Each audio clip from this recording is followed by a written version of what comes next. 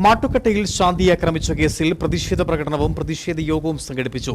ക്ഷേത്രവിശ്വാസികളുടെ നേതൃത്വത്തിലായിരുന്നു പ്രതിഷേധ പരിപാടി നടത്തിയത്.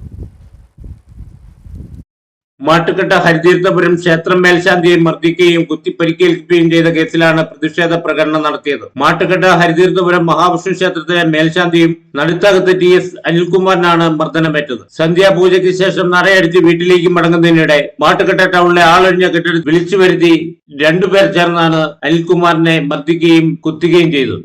മാരകായുധം കൊണ്ടുള്ള കുത്തേറ്റ അനിൽകുമാറിന്റെ തലയ്ക്ക് സാരമായി മുറിവേറ്റിട്ടുമുണ്ട്.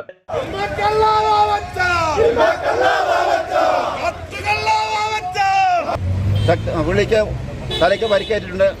കത്തിക്കോ മറ്റോ ആണ് കുത്തുകിട്ടിയിരിക്കുന്നത്. ശരീരം മുഴുവനാകെ മുറിവുകൾ കാണപ്പെടുന്നു. അതിനെതിരെ ശക്തമായ ഒരു പ്രതിഷേധമാണ് ഞങ്ങൾക്കുള്ളത്. ഞങ്ങളുടെ ക്ഷേത്രത്തിലെ മേൽശാന്തിയെ അകാരണമായി മർദ്ദിച്ച വാവച്ചനെയും സണ്ണിയെയും അറസ്റ്റ് ചെയ്യുക, നിയമ നടപടികൾ സ്വീകരിക്കുക.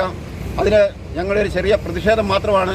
ഇതിന് ശക്തമായ നടപടി ഉണ്ടായെങ്കിൽ ഇതിനെതിരെ ശക്തമായ പ്രതിഷേധ പ്രകടനങ്ങളും സമരപരിപാടികളും ആരംഭിക്കുന്നതാണ്. അപ്കോസ് മുൻ പ്രസിഡന്റ് മാട്ടുക്കട്ട കൂനമ്പാറയിൽ വാവച്ചൻ എന്ന് വിളിക്കുന്ന മാത്യു ജോസഫും സുഹൃത്ത് ഇരുമേടയിൽ സണ്ണിയും ചേർന്നാണ് മർദ്ദിച്ചതെന്ന് അനിൽകുമാർ പോലീസിന് മൊഴി നൽകിയിട്ടുണ്ട്. ഇരുവരെയും അറസ്റ്റ് ചെയ്യും വരെ പ്രതിഷേധം സംഘടിപ്പിക്കാനുള്ള ഒരുക്കത്തിലാണ് ഭക്തജനങ്ങൾ.